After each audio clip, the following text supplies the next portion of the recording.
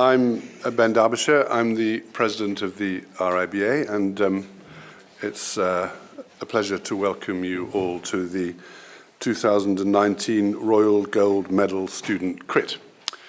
It's not actually a crit. It seems to get called a crit. It's actually much more like a show and tell, and the presenters have already been admirably honoured for their considerable achievement in winning out in terrific competition. I was told just now beforehand that someone's tweet to me that it would be more logical to have the crit before the medals were awarded was actually tried one year, on which occasion the distinguished Edward Cullinan managed to reduce the presenters to tears. And of course, that's something in the world of education and at the RIBA we are assiduously working to obviate behaviours in schools which result in that kind of outcome. Since it was first featured as part of the calendar of the Royal Gold Medal celebrations 13 years ago, the crit has become an established and popular event, reaching across generations of architects by bringing together the winners of our most prestigious and oldest awards. So very many congratulations already. And we'll hear from the three talented graduates who 2 months ago I had the pleasure to hand the awards to in a splendid ceremonial, which I think we all very much enjoyed. So I did, I certainly hope you did. So each presentation will be appraised by our panel that has our guest of honour, Nevin Seedor. Do you want to stand up, Nevin? And they appear behind what appear to be bulletproof screens, just in case any of you get agitated about their commentary.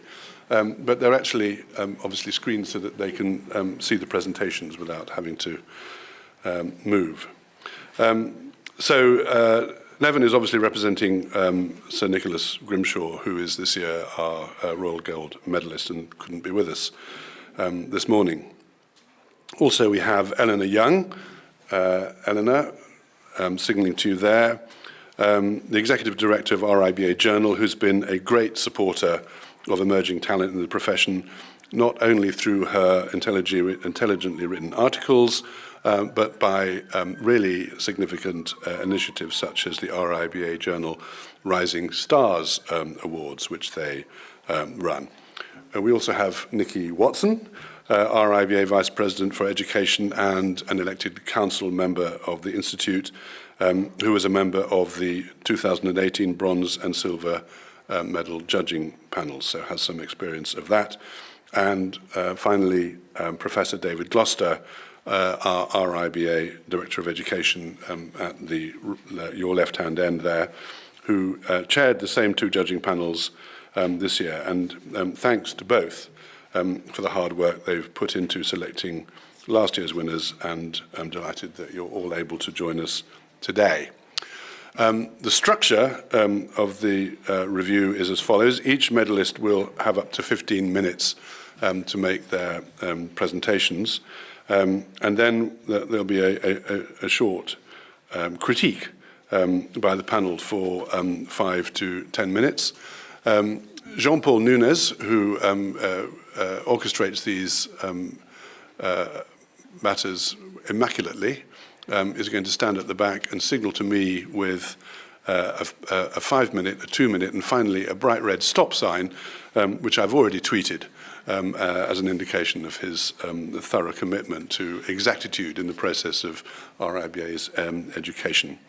So we will start with Rosie Milne, a Part 1 graduate from the Edinburgh School of Architecture and Landscape Architecture, who won the 2018 Dissertation Medal for her work, Species of Nooks and Other Niches. Over to you, Rosie. Thanks very much indeed. So let me open with a word, a spoken we rhyme, an inlet to this crit, a welcome to this time. I hope that you'll find it just nookish enough, and neither too little nor too much. Not too polished, nor too rough, not something demolished, but something built up. Not only a poem, nor simply a bluff, not too blatantly winsome, nor too critically rough. but just between, right in between, for that's where the nooks are, you see. Nooks, recesses, crannies and species of miniature spaces and memory niches. Get lost in a shell for an instant to find your hiding self in a cupboard of these kinds.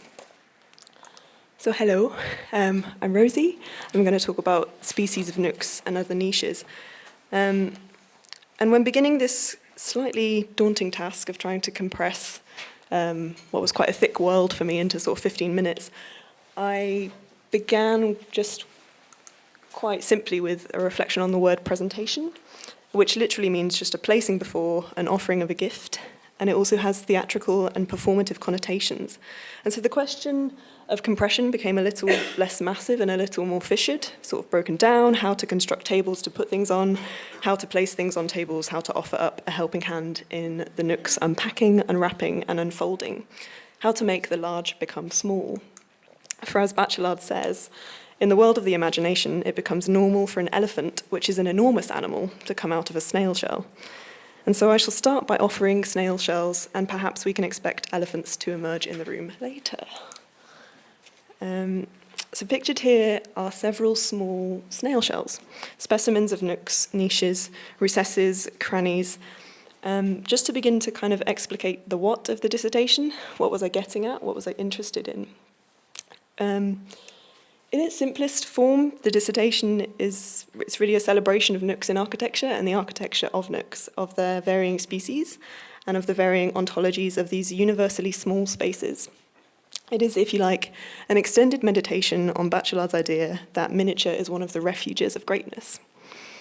It's thence a salute of the miniature over the massive, the intense over the bleak, barren and bare, the vertical over the horizontal, an extended look at things which are folded, cornered, fissured, thick, interrupted, opaque, inefficient, hidden, concealed, simultaneous, constellatory, and complex, as opposed to those which are unfolded, blandly consistent, fluctuating, transparent, efficient, plainly revealed, successive, causal, and simple.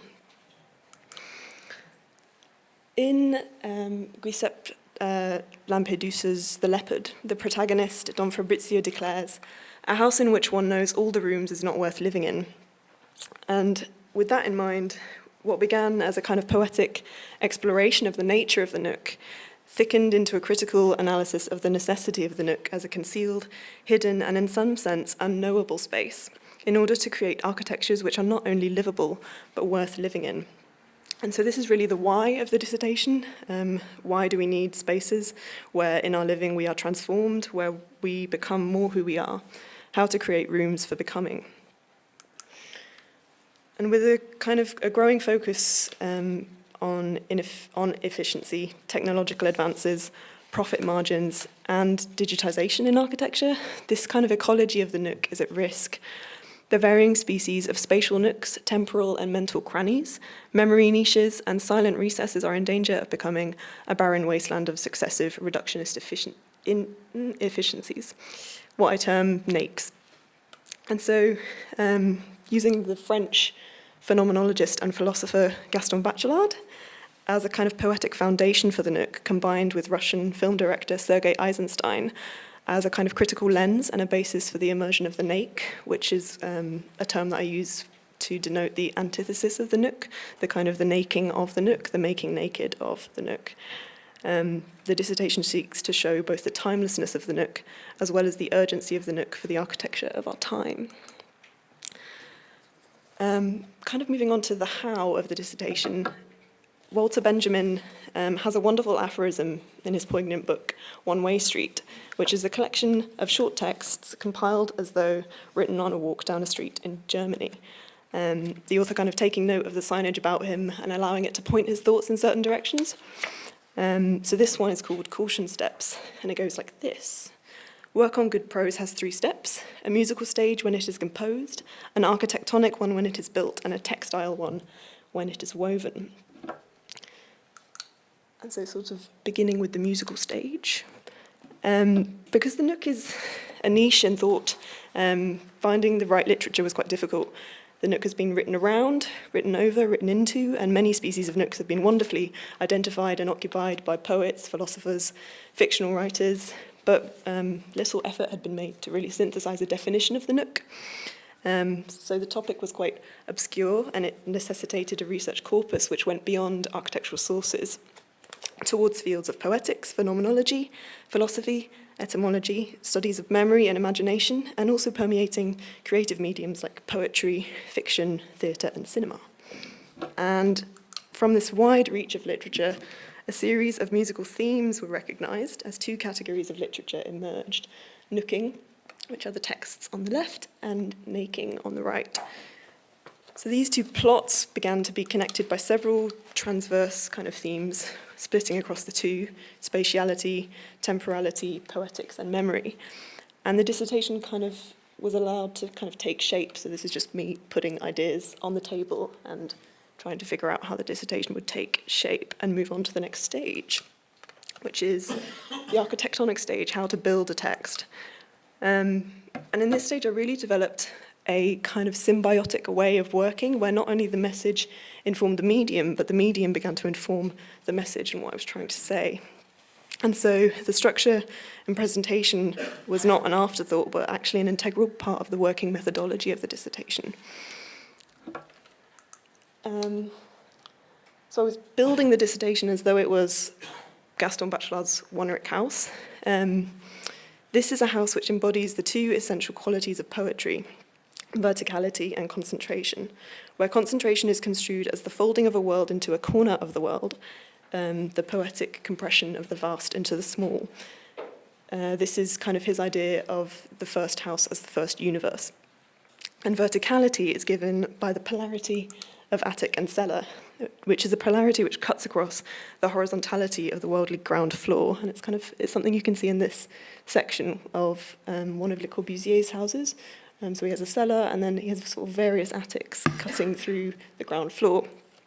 And so in taking on this verticality, the text began to forego some of the tendencies of linear horizontal writing, such that to write about nooks necessitated a writing in a nookish fashion. So Bachelard's vertical house as a corner of the world resonates with the etymology of the word nook as a noun, historically meaning a corner of the world, such that there's a kind of reversibility between the word house and the word nook. Every house is a nook and every nook is a house. And so as an example of this, I use this corner in Le Corbusier's Maison Petite, a small nookish house by the side of a lake for his mother and her little dog Nora. In this house we find a corner in which Le Corbusier has hidden a vertical house inside a vertical house, a nook within a nook. So the chest of drawers becomes a cellar, a repository for memory. The simple placing of a chair on top of the cellarette makes the space into an attic, where occupation requires assent, and thoughts and ideas may be worked out at the desk. Furthermore, the placing of a horizontal window at eye level from this vantage point connects the house to its world, connects the house to the lake. That gives this kind of corner house a ground floor. And so here, verticality itself is actually compressed. And so the dissertation in its structuring takes on this tripartite structure, having an attic of nooks, a ground floor of nakes, and a cellar of different kinds of measure. So it begins in the attic. The attic is a place of imagination, an intellectual place where we construct well-constructed, illuminated thoughts, in a space where the house plainly reveals its skyward construction. In the spirit of the attic as essentially a collection of boxes, the first section is a conglomeration of nooks. Here we rifle through the different species of nooks via a series of etymological excavations of the word nook and its associated synonyms in cranny, niche, and recess. And so in this attic we find a series of well-constructed houses. For example, in the nook as noun, meaning corner, we find the folded and thick nature of the nook. In the nook as a verb, meaning to hide in a corner, we find the concealment inherent in the nook's nature. In the cranny, as meaning fissure or rupture, we excavate the capacity of the nook to cut across horizontality by nature of its inherent verticality, whether this be in the mental nooks of thick, dense, unfinished architectural drawings as material thoughts, or in temporal nooks as the thick, folded time that is Bachelard's vertical instant. In the niche as a noun, meaning seashell, we find the memorial capacity of the nook, whilst in the niche as coming from the reflexive verb nigier, which means to install oneself.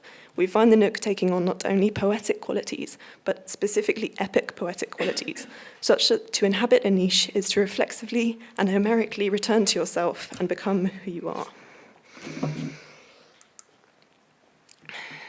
Where the attic and the cellar give the house verticality, the ground floor is decidedly horizontal. A place connected to the outside world through doors and windows, a place of everyday habits, of social interaction rather than solitude, of calculative rather than meditative thinking.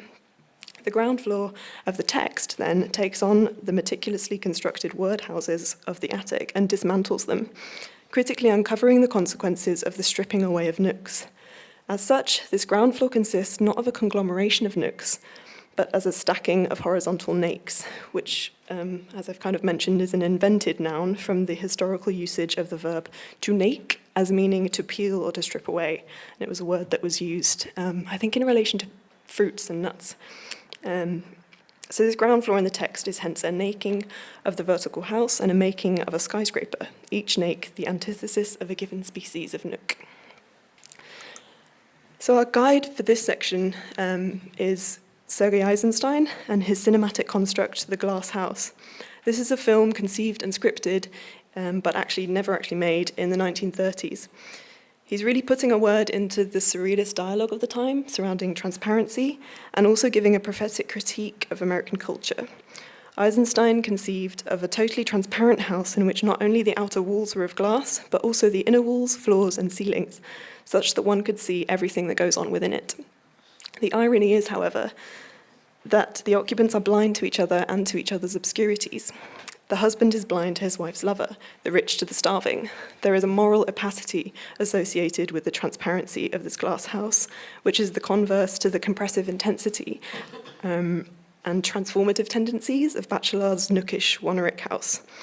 As such, this glass house acts as a critical counterpoint to Bachelard's Wonerick house, a means of kind of driving different species of nook to hypothetical extinction to discover the consequences of nookless architectures, thereby ascertaining the extent of the necessity of the nook.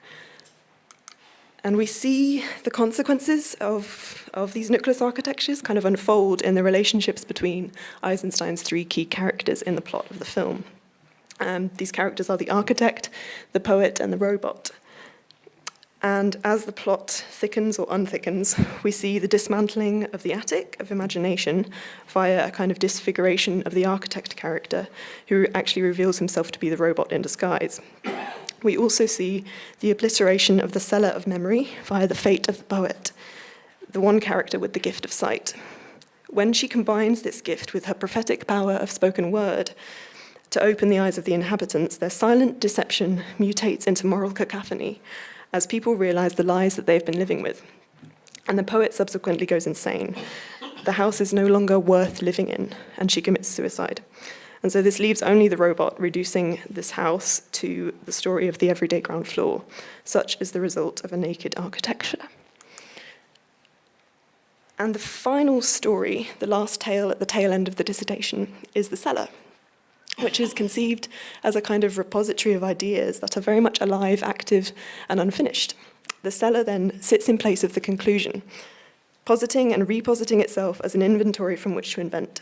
Hence, the end of the dissertation is not to conclude in a definitive way, but to open up a catalogue of things which will naturally require further thought and investigation. The goal is to construct a room for becoming, to build a nook. Like the nook, then, it remains naturally unfinished. And so, very briefly, the final stage, the textile stage. I was really aiming to take on this notion of weave and simultaneity and verticality in the text. So I wrote it as though it were an illuminated manuscript and having a central body of text and then allowing tangents of thought to occupy the margins, things which were kind of nooks of thought which didn't fit into the main body of the text. And so this just allowed the text to become vertical, to become simultaneous, and also to be a lot more compacted than it would have been if I tried to write about everything in the margins. So that is text as weave. And finally, I opened with a poem, so I'll finish with a proposal. adapted from Plato's Republic. Unless poets become architects in the cities, or those whom we now call architects can be truly and adequately poetic, and there is a conjunction between poetry and architecture, there can be no cessation of the evil of reduction for cities, nor, I think, for the human race. Thank you very much.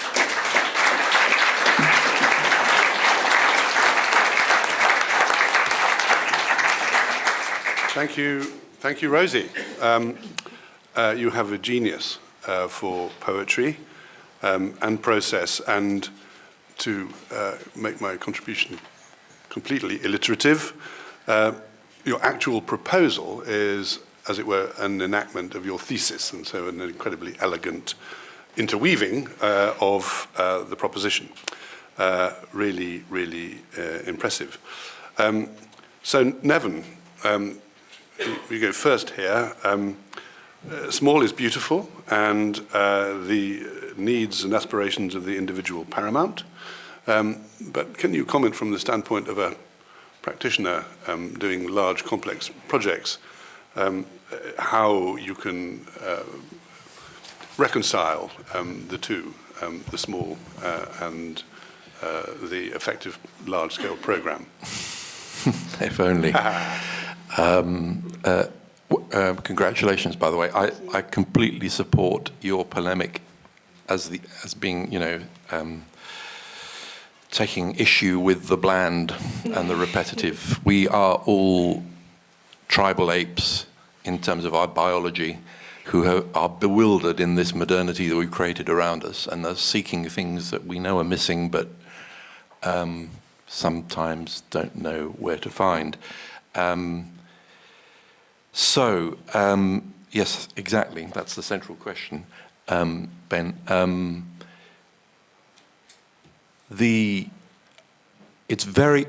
Becomes harder and harder and harder to create the special inside the commercial ways of the modern world. I just want to say two things. One is there is hope because, and I'm going to use a particular example, the workspace is evolving in a very interesting direction. We've been through a period of 20 years of the domination of speculative developers who are interested in the bland, the universal, the grid, the universal 2.7 meter high ceiling that can be anything to anyone. And architects are sort of a bit to blame for that. There was this, indeterminacy was a very cool idea in the late 60s, early 70s, I seem to remember. But the occupier is becoming king, and occupiers are craving for exactly what you're talking about. And a lot of the standard rules are being broken. And we take heart in it. We've done a couple of projects in this vein where the workspace is getting higher and deeper and much more easy to personalize. And actually, a workspace, that has, 500 employees, they are beginning to occupy in the best workspace little cities where there are possibilities for moments and nooks, which are like little pieces of architecture in themselves, and something we're pursuing. Particularly. But there is an aspect to the universal which has an ecological underpinning. If you look at the buildings that that are robust enough to keep going from generation to generation, which is a very sound use of embodied energy in architecture, are universal. You look at a Victorian warehouse, is quite a repetitive building, but it's the way people have colonized it generation on generation that makes it interesting, gives it a historical layering. Same is true for the Georgian house, and we're not. There are no photographs of Georgian architecture when it was first built. I mean, I live just off Gower Street. Gower Street must have been a very, very bland street indeed, when all those houses were completely in line and straight without the sort of heaving and moving. I think I've talked enough. Do you want to? Is there a question you want to put based on those observations, or should we? It's just an observation. Don't knock digitisation. It's your friend. Okay. Do you want to comment on that, Rosie? Well, I think what you said about the Georgian house and the kind of the bland becoming nooked is quite interesting. And I think that does happen because people are nooked and people are nookish, and so they make their own nooks, I suppose. So that's hopeful. Eleanor. So just a thought for you to comment on from me, that very Marshall McLuhan-like, the medium is wrapped up in the message here and vice versa. And I just wondered if, from the standpoint of a publisher, editor and writer, whether there is a means, a wherewithal to broadcast Rosie's rather special presentation. Well, in terms of the things I have some control over, which are a website and a paper magazine, it's a difficult one because it's quite big for the form. So the short answer would be no. The long answer would be, I think I have already learned a lot from it, having written about it before. And the idea of the NAIC is, as Nevin said, something that you really see very clearly, and to have a word for it is very helpful. To see that in modern architecture and be able to name it makes for quite a different thing. I think what I would call the typography, but the layout is incredibly well resolved. So it all comes together. You've seen some of the pages. There's kind of a dictionary element. There's a marginalia, which is that kind of ancient transcript. So all those things really fit with what Rosie's doing and would be an aspiration, I would say, for anyone who works with words. I think I wanted to pick up on something that Nevin was saying, and you've kind of said, yeah, that would work, but can history bring nooks to a place? So people create their own little places inside a place, but on the outside, that Georgian street that Nevin's talking about, can that become more nooked? Is that the right construction? More nooked by history, by little actions taken over time? Yeah, I think so. I think that facades become palimpsests, and they take on the character of the people living in them in a lot of ways. So I think, yes, I think they could. Good, extra hope. Yeah. Thank you. I'm getting the red sign from Jean-Paul, so can we give Rosie a round of applause for her remarks?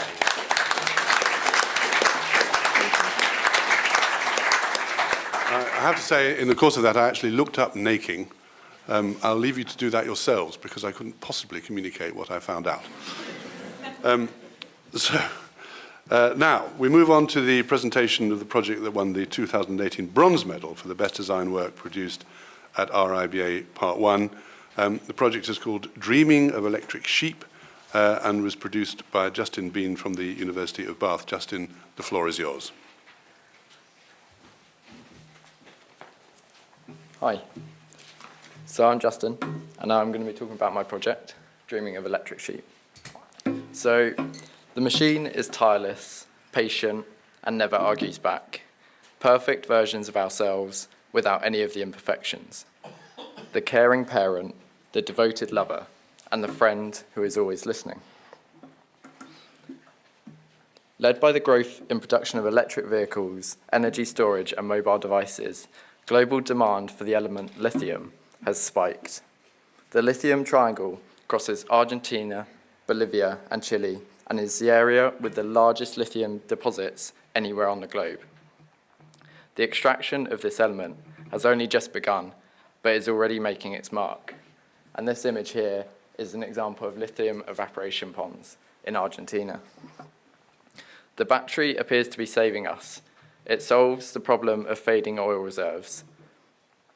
We are happy to move on from our guilt of overexploitation of crude oil. However, we accept this without considering the possible implications of increased resource demand. Lithium is also finite and will run out.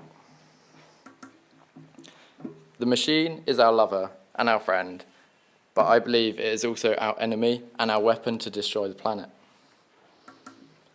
We act out our own realities through the machines we use, and so now we hold them closely. We are a culture so shaped by technology that we seem to be in constant battle between our affection for the earth and our dependent fascination with technology. Leo Marx wrote that we were becoming the tools of our tools. We tread a fine line between technology being a means or the principle for living. We have escalated the machine to the highest level, and yet we fear where they will take us in the future. This drawing here represents my thoughts on our current attitude. We demand our needs, and the machine simply delivers. As a race, I think we will only achieve our aspirations if we understand that the machine and the human are more reliant upon each other to solve the problems we face today. Chickerell Substation is one of hundreds of nodes across the country which form a network of critical infrastructure, distributing electricity to millions of homes. Large steel lattice towers stretch rhythmically across the landscape.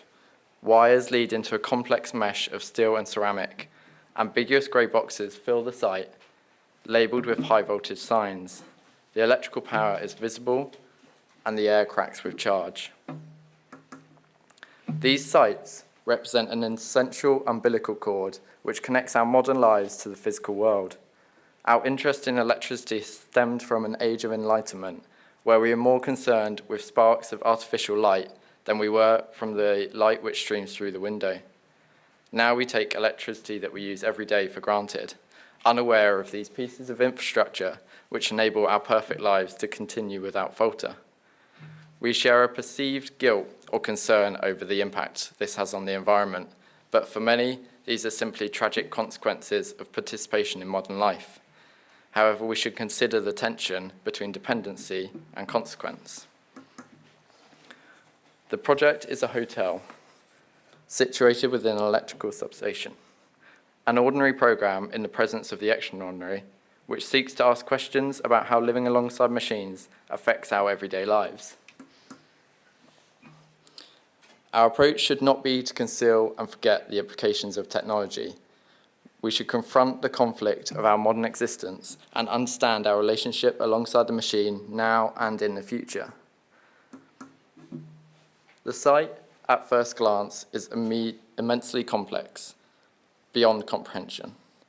We now see much of technology in this way, as intangible, as something beyond our understanding.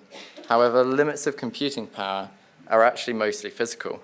How machines dissipate heat, recover from faults, and fit in increasingly small areas. This physicality of technology goes beyond this to the way that we transfer electricity, which is a physical transfer of charge based on material properties and physical connection.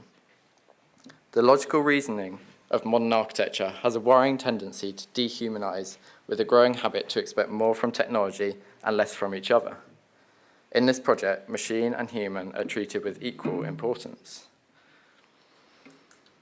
We have now become accustomed to using machines to create a more comprehensive image of something which would otherwise be impossible to understand. This here is a part of this method, where I convert the physical properties of the site into a binary image of numbers, which a computer can understand. Values of 1 are given where there is an existing element on the site, and 0 where there is free space.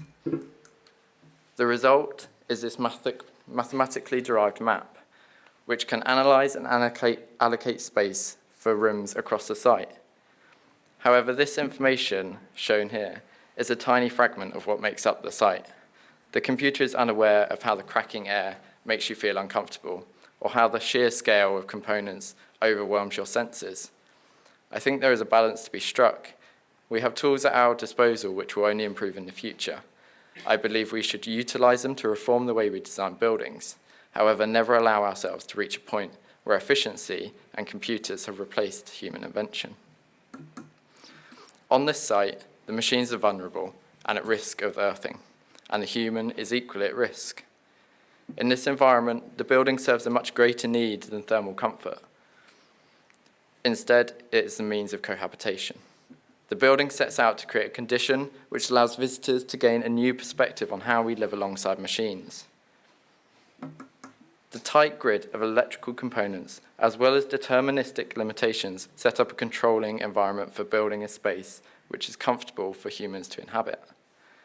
Based on these parameters, the building is designed as a series of blocks which use repeating modules and flexible form to fit amongst existing elements on the site. At points, the grid of the substation naturally breaks down into clearings. At this point, the building is able to move against the grid into larger, unique spaces. The hotel's massing is restrained to the datum of the substation to allow electrified busbars to pass overhead. A white enamel steel roof sits on bulging dark brick walls, a minimal plane which protects the human inhabitant below the skin. From the exterior, it's clear that the intervention is alien to the site, a building in a space we would never normally consider for occupation. Polarity heightens awareness. To understand the impact of technology on the natural world, we must experience both simultaneously. As a result, the massing of the building steps to create clear lines of sight from all spaces. The natural landscape provides a point of relief from this intense technological context. Electrical insulators sit at the center of spaces, removed from their context, insulated within glass cages and passing out through openings in the roof. It is only when these objects are viewed in these human-scaled environments that they can be truly understood. These encounters here mark the beginning of a transition away from the overwhelming unknown. The dining room is a space where the finest cuisine is served in a spectacular setting. Floored-ceiling windows look out over a field of electrical components as the evening sun casts long shadows into the space. Many families now eat meals in front of a screen rather than talking to one another. Creating an environment such as this to dine gives the simple act of eating a much heightened importance in the presence of a different kind of machine. Where brick walls of the hotel break down, the residents are again reminded of the scale and complexity of the site which they are inhabiting. The glazing is a pivotal boundary between the spaces given over for human movement and the machine-controlled environment externally. Glass, as a natural ceramic insulator, protects against electrical bridging from components, while steel rods form a conductive mesh which induces the Faraday effect to block electromagnetic radiation. The skin protects the inhabitants inside. The bedroom is the most intimate space in the hotel and is where the substation presence internally is most prominent. In our homes, we sit with the screen at the end of our beds. In this hotel, we sleep with the technological sublime as statues which represent our modern worship to a different god. Our interface with the machine is how we gauge our own relationship. The design of internal spaces throughout the hotel demonstrate how the way we design for machines and humans actually have both similarity and difference. Despite being beyond normal realms of everyday life, these spaces are designed for human occupation. The architecture is the mediator between the substation and the human occupant, the interpreter which allows the two to live alongside one another. I think we need to reassess our fundamental role in the universe. Digital evolution is altering our perspective on the metaphysical, in which physical objects and face-to-face interaction have a role to play. There is a blurring between reality and virtuality, and a shift from standalone objects, properties, and binary relations. The project is based in an environment where physicality becomes a primary constraint and where material selection is imperative for a successful building. For complex technologies, the macro and the micro scale are both vital for success. Without both working in harmony, there is simply an object with no function. Architecture is not dissimilar. If the micro details and connections and physical properties of materials are not all considered, then ultimately the building will fail. We are often quick to claim no knowledge of new technologies due to their complexity. However, we should not be so quick to judge.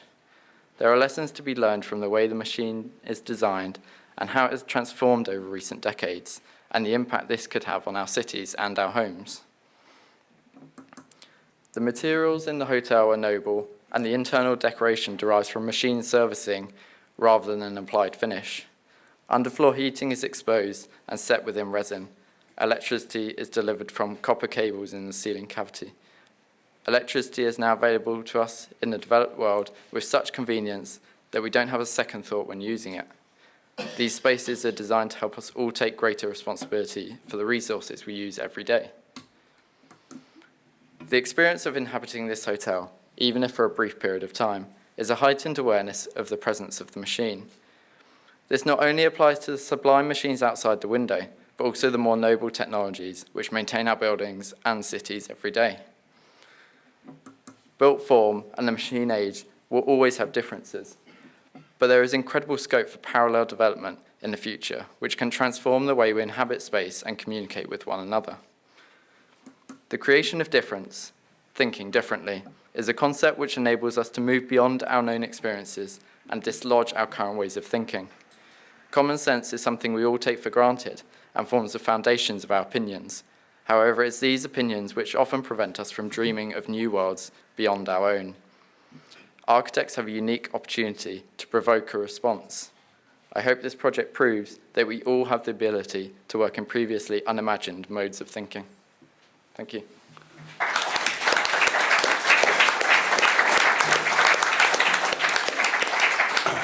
Justin, and how? I hadn't previously imagined, but I can't wait to book a room. And wonderful Fritz Lang imagery. I very much enjoyed that. So, Nikki, so you were a judge. There were 109 submissions. Why did this stand out for you? Thank you, Justin. Yeah, it was an absolute pleasure to be involved in the judging of both the bronze and the silver medals. Such an extraordinary array of talent, from around the world we got to see. And the process brought us to your project, Justin. The judges found it a very sophisticated a process of how you got to your resolution, and a very thorough resolution, which does exactly what you said in terms of make us think, or perhaps think how we've never thought before in terms of our relationship with technology. Can I ask Justin a question? Is that okay? There's not a lot of conversation at the moment about the future of our profession, and the potential danger to it, as some people see, by the opportunities that technology is bringing us in terms of artificial intelligence and so forth, and what that's going to bring or take away potentially from our profession.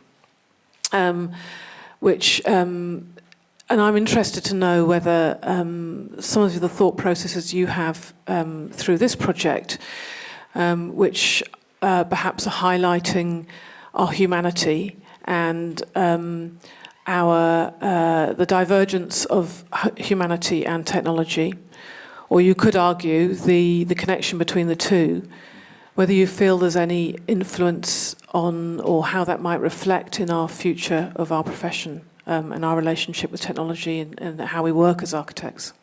Yeah, definitely. So actually I'm continuing on a similar thread in my master's at the moment, and I believe that even though technology is kind of becoming more and more a part of how architects practice, I think actually it makes everything more efficient and it streamlines, which actually gives you more time to focus on the things that you're most concerned about.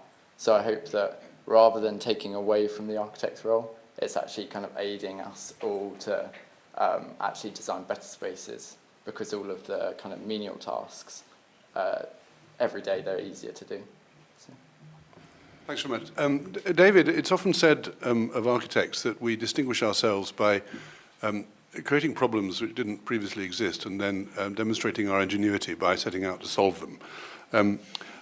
I wonder if you think that this is an example of that, or if it displays a way of thinking in the process which is indeed relevant.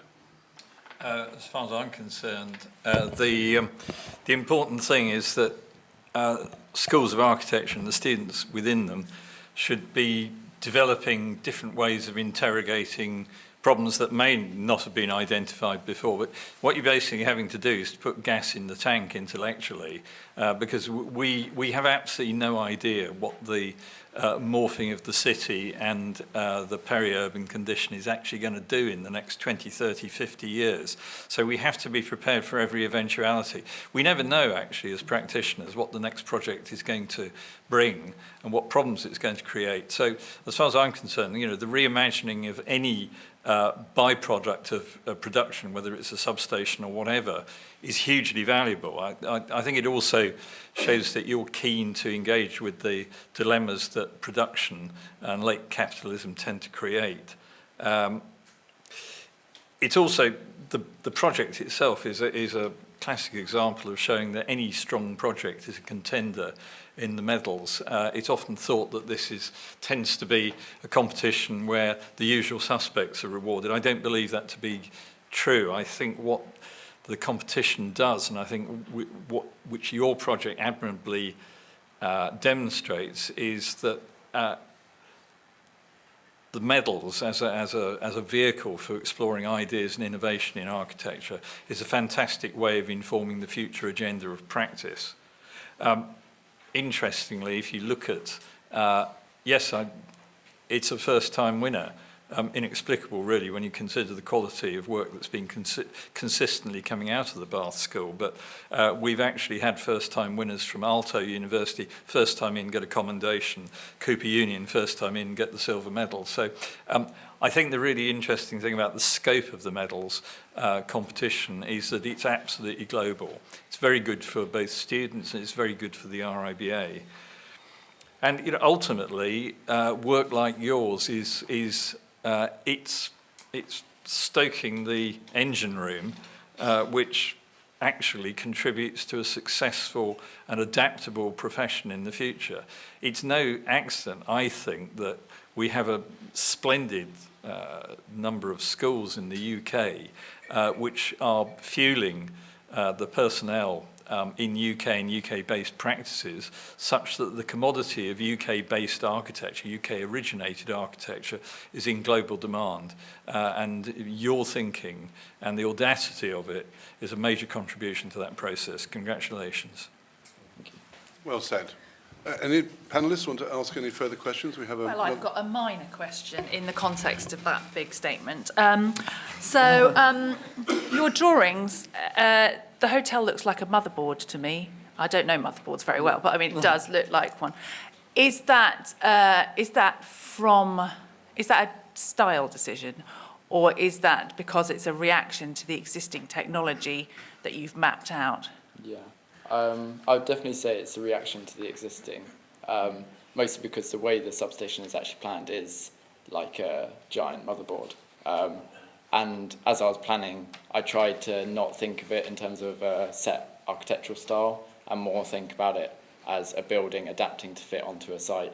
And then kind of the building, how it turned out, was just a result of that kind of relationship. Yeah. Thank you very much indeed. I'm sorry we keep running out of time, but I've been given the signal once again. There's probably a little bit of time at the end for more general questioning. So thank you very much indeed. That's great. Thank you very much. So now we move on from the mother of all motherboards to our third and final presenter. The 2018 President's Silver Medal for Best Design Work produced at Part 2 went to Sonia Magdziarz from the Bartlett, who I'd like now to invite to project her film, How to Carve a Giant. Hello. So my project was called How to Carve a Giant, and it was an investigation into architecture which creates knowledge of today through carving a folk story into a fabric of a city. Generally, I was interested in stone architecture in the context of myth and storytelling, different types of carving, and how architecture can display knowledge. The project was located in Helsinki, in Pasila area, which is currently going through the redevelopment into a modern area and meeting lots of criticism from local communities. I thought, how can I bring something Finnish back to Finland, still using the new technologies? So I did that by studying national romanticism, which was a movement invented in Finland at the beginning of the 20th century. When the boom of quarrying granite took place, there was a need to invent a stone architecture, and architects didn't have any previous reference on how to do it. So they borrowed from many styles, but what they agreed on is that they should use a Kalavela, the mythical Finnish poem, as a design driver. So I followed their method, and I've chosen 4 characters, the giant, the bear, the blacksmith, and fire foxes to drive my design. So the main protagonist was the giant, who was keeping all the knowledge of Finland safe by being in a really, really deep sleep. The giant became firstly the metaphor for a building program, the repository of knowledge and the library within the city. As the stone is being extracted from his belly, the sports urban park is growing around it to mix low and high culture. The giant is also a design method which started as a giant as a figure to a giant without the face, much more in like Laurentian Library by Michelangelo, where the building elements are not figurative, but they do follow the design logic of his sculptures. So these are my attempts of how the giant could become spatial. And lastly, the giant is a building construction process forever in progress. So the project started with national romanticism and continues to the future, and each generation can come in and start testing their own new technologies of how this giant might be carved. In the myth, the fire foxes were believed to create northern lights as they run together. So they started as figurative elements in national romanticism and became more spatial in the future. And the bear was connected to indigenous ceremony of worshipping a bear in the forest, so that was the only timber-like structure within the building. So what stayed the same throughout all those years was the myth, and the thing that each generation changed is carving technologies, knowledge storing technologies, and understanding of a figure and architecture. But if the building task was to protect the knowledge for the future generations, it was important to ask how the knowledge itself would be actually stored. And what I learned is that we might use DNA encoding because it's extremely dense and it's a format that will never go out of fashion. But if the knowledge is invisible for the naked eye, how would we find it?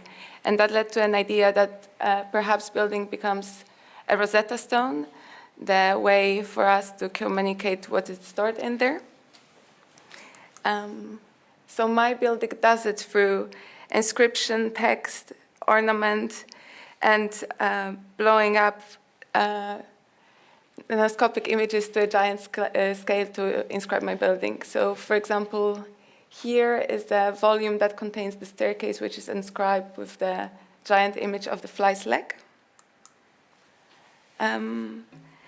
And my language came from various experiments with carving. So here we have small hand-carved model when the only measure is my hand, digitally scanned and tested as spaces in a human scale. Some encoding and modeling using displacement mapping, and the final model. I would like to finish with my film because I was in a film unit, so my entire architecture is fully explored through that.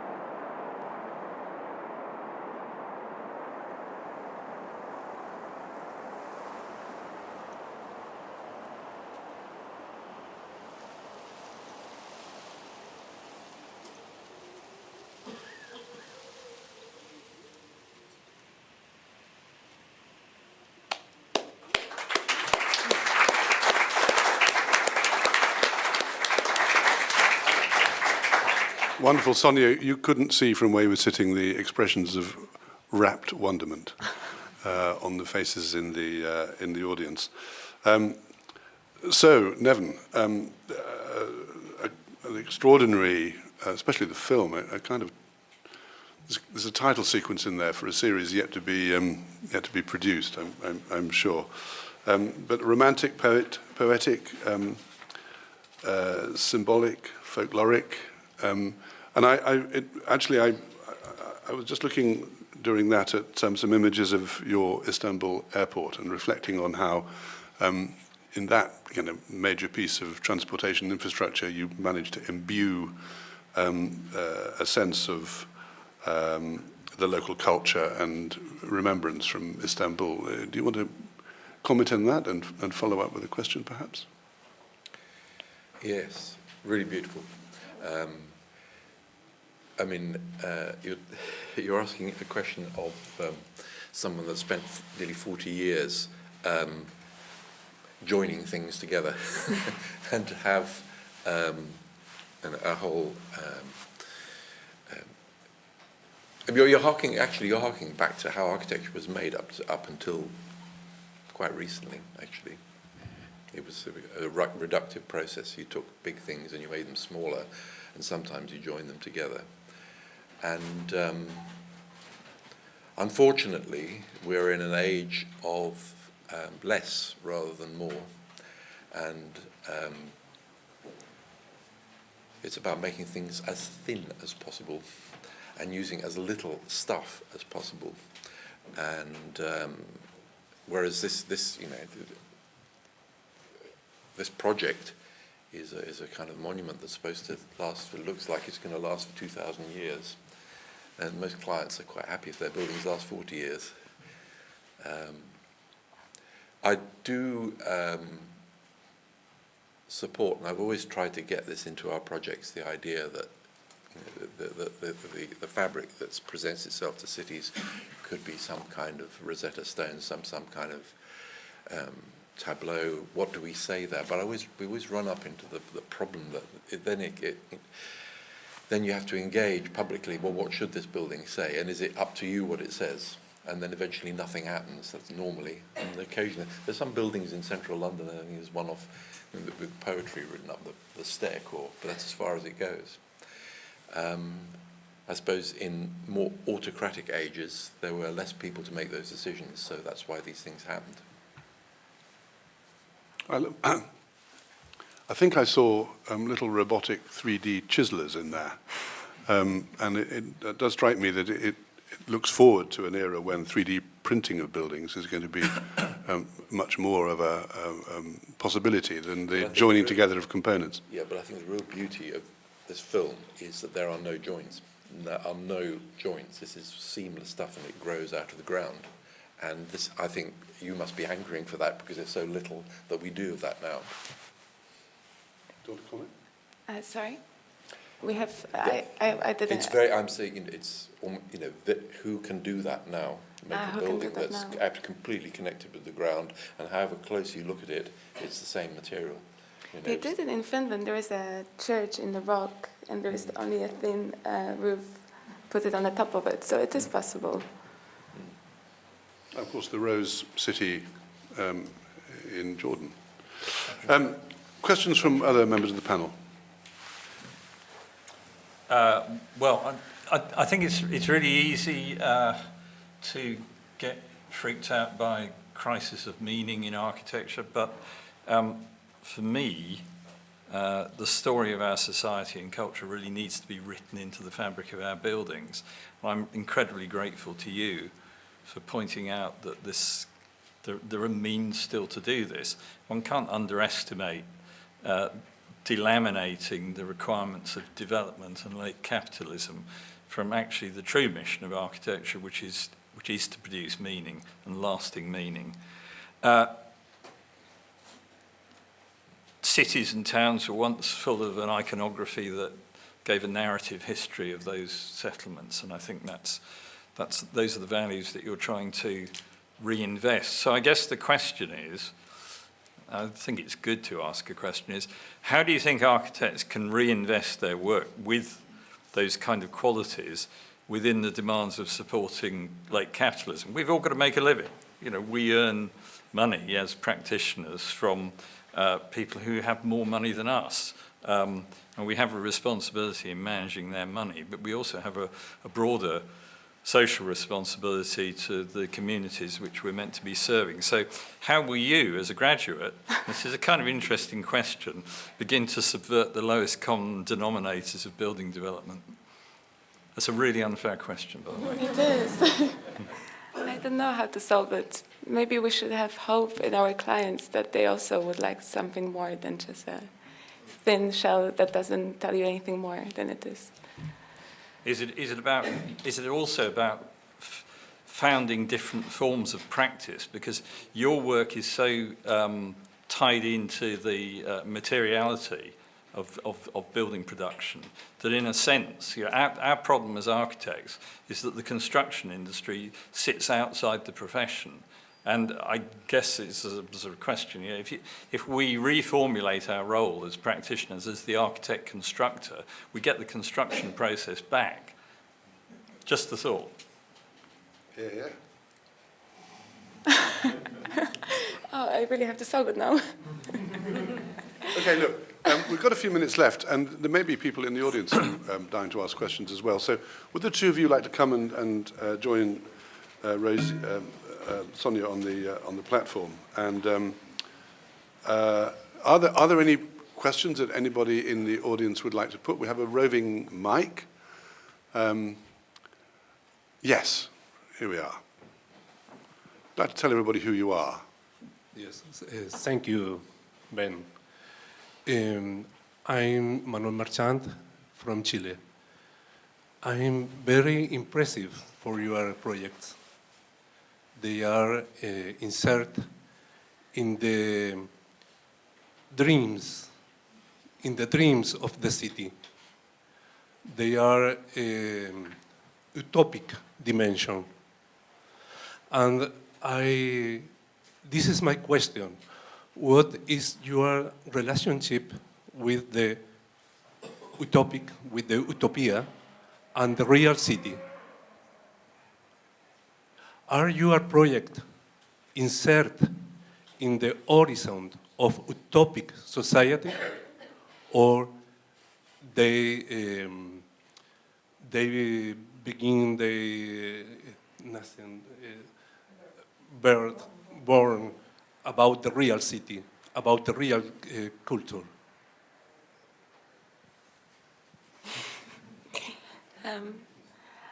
I would like it to be about real city, maybe not the way I've made it, because the way I've made it as a student, it is really utopic, but this is what we can do as students. But I think we should bring more meaning into architecture, and we used to have it, and not that far ago, so I'm sure there is a way to do it. I don't know how, but if we're stubborn enough, we can do it. Any further questions? Okay, Jane on the right. Well, the mic's on its way. Did you write the soundtrack to your movie? Yes, I did have a help with Kevin Pollard, who put all my thoughts together in a sound. Okay, yeah, very effective. Jane. So, Jane Duncan, and I want to say congratulations to both of you. I think you've both done amazing work. I'm just staggered. I think the silence in the room listening to you is just proof of that. Both of your projects I found very beautiful. I have to say I found one quite harshly beautiful and the other one rather more softly beautiful. But I want to ask you, where is the place for beauty in architecture? And can we actually achieve it, do you think? That's a big question. Could you speak to the mic so that we can get a... Yeah. So I think beauty in architecture is always a difficult one, and it always ends up being so subjective and a combination of so many different things. And I think we have to kind of our aim should not be for beauty as an outcome from architecture, and we should instead try and create good architecture, which is good for people to inhabit. And then if things are beautiful, then probably people are going to enjoy the spaces that they're inhabiting. So I think the two go hand in hand. If we pursue beauty in architecture, then you end up with things that some people find beautiful, other people hate to spend time in. So I think we should aim for good spaces. And if that comes out as beauty, then that's a good thing. Yeah. Very good answer. Anybody else want to contribute an answer to that? I think we should get Sir Roger Scruton in the room and show him these presentations, don't you? Right. Any other questions from the audience? Yes.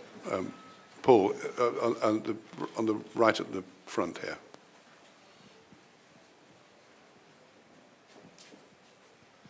Thank you. Well, I, like everybody else, has enjoyed this so much. I'm so glad I came. You prompted in my own mind the issue of collective meaning as opposed to individual, collective meaning and memory. I'm thinking of the work of Dolores Hayden, which you might have heard of as well. But going on from your own comment, Ben, I believe that it's 70% of the total area of building that exists in the world today will be built over the next 30 years. Most of that is new.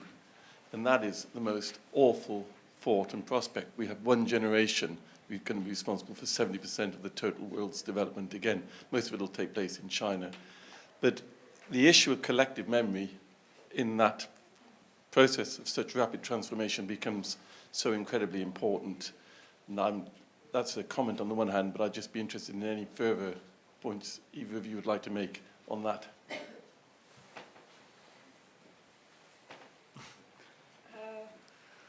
I think for me, from my studies, memory has to become imagination, and so the two are very much intertwined. That's the nature of the attic-seller relationship, is that to form an inventory is also to invent. And so I think that it's really important to understand the context of a city and take an inventory of a city in order to be able to invent. So yeah, don't forget imagination when you're thinking about memory. That would be my thought on it. Any others want to talk about? I mean, I completely share the sentiment. I think the collective memory is all too easily lost and is under attack. I think all of your presentations allude to it. Do you want to comment further, anybody? Yeah, so I think, especially in terms of the way technology is coming in, how we treat the kind of collective memory. And I think it's easy to kind of think that we've moved away from everything we've done before now. So technology offers this complete new way of working, complete new architecture. So therefore, everything we've learned for the past thousands of years is just done and gone. But I think there's so many lessons to learn that it can actually be a combination. And we should take those things and bring them forward and apply them in different ways, I think. There's a question just here on your right. Yes, the previous question was Paul Hyatt, by the way. So could you say who you are? Kanyash, thank you. I don't quite know what I'm edging towards here, and I don't want to be too dogmatic, but I feel that there is, in the three presentations, the first had the cellar with its unfinished aspirations and a compost heap, if you like, of imagination and memory. And the second two were, in their different ways, perhaps too vulnerable to dictatorships and to a singularity, a singular way of approaching a site and inhabiting it, a kind of a throwback really maybe to National Socialism, where you could capture the spirit of a nation in a giant sculpture. And I just wondered, I mean, in your film, say with The Giant, there's this idea of making and remaking. But is that something you feel, could that giant have babies, siblings, aunties? I mean, could there be a plurality to that? I think the whole idea is that the giant keeps expanding and it does have babies. That's the whole point. Maybe it wouldn't be as unified as I portray it, but the whole idea is that how we can reinvent this myth with our time, and how does it change, and how this way of working preserved knowledge and craft. So yes. So you see a lot of creators being involved? Yes, definitely. I think Canny has made a rather concerning proposition that somehow or other there's a ruthless guiding hand. What's your reaction to that? I think there needs to be one. I'd like to think, because these are all student projects, so obviously they're coming from a singular point of view, but I hope that they're kind of examples of kind of an extreme idea, which actually, when you don't take it at face value, they can actually, I think all three of them can be applied to kind of the everyday architecture, and obviously those ideas change, but it's kind of a distilled idea in these projects. Very good. I'm looking for a hand from the audience. Any further questions from the panel? Yes, Nikki? I'd like to ask Rosie. I'm just really fascinated to know whether your architecture has nooks in it, and how your dissertation has it influenced your designing? I'd say, I hope, yes, absolutely.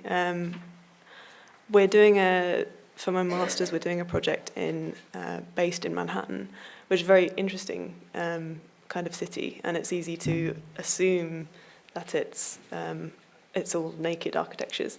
So my question has been, well, how to inhabit the city with nooks, and like in a nookish fashion, and also, so there's this sort of project, and then there's also just ways, how do you find ways of designing that allow you to make nooks, because what means that you choose to represent in affects the outcome. And so like how do you and for me it's finding nooks between different mediums, so like doing physical things and digital things and allowing the leaps between them to that's where the creativity happens, I think. So leaping between drawing and modelling and digital modelling and going to site and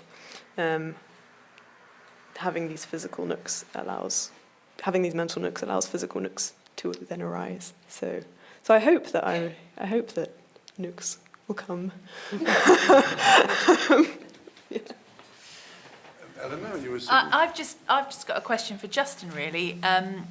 There's this lovely thing going on between your work and Rosie's, which obviously is accidental and just of the moment. Your conductors are all in niches, they're in nooks. And you look at your plan and it's full of those little shapes. Is that a way to humanise something that seems inhuman? You talk about this on a scale, which is kind of terrifying. Yeah, I definitely think it is. And it was kind of this, it began with an idea as these elements as kind of statues in a space. And then the way you kind of frame things in a nook, like traditionally with a sculpture in kind of classical architecture, maybe in a nook. And I think it's kind of creating a backdrop for these things, which actually kind of draws you towards them and highlights their importance. I think that's kind of the way that I used it. Thank you. Okay, well, thank you very much indeed. I'll come back to the lectern now. If you'd like to just take a seat.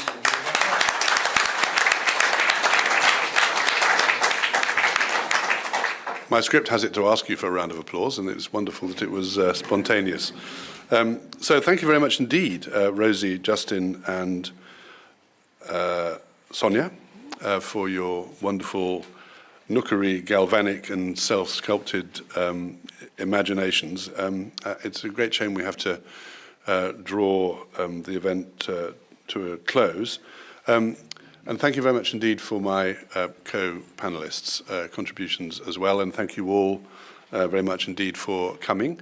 On your way down the stairs, it's preferable because there's only one lift and it'll take you forever to get down otherwise.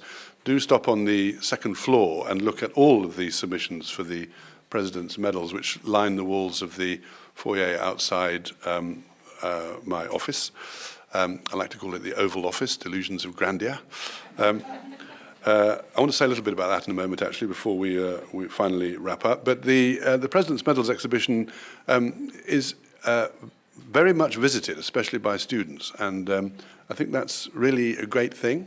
The second floor is, not immediately available from the front of the building, and not even signposted. So people do come and find their way to it, and I think that's impressive and important. A final word about the RIBA, if I may. I never like to miss an opportunity to tell you all that we're in great shape, and we have a terrific opportunity, probably a once-in-a-lifetime opportunity of a substantial investment of more money than the organisation has had for very, very many years, or perhaps ever, in order to invest in creating a more effective organisation, a more relevant organisation, and an organisation that can meet the needs of members and non-members and our colleagues in the industry as never before. So it's an exciting time for the RIBA. Do watch out for developments. And once again, thank you all very much indeed. Thank you.